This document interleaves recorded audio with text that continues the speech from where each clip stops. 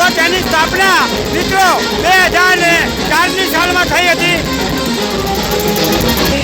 મિત્રો આપણે આપણા આ વસુંધરા રામધૂન મંડળના મિત્રો સભ્યોની જો વાત કરવી હોય તો એની સભ્યોની સંખ્યા લગભગ 225 જેટલા કુલ સભ્યો આપણા આ વસુંધરા ધૂન મંડળમાં છે.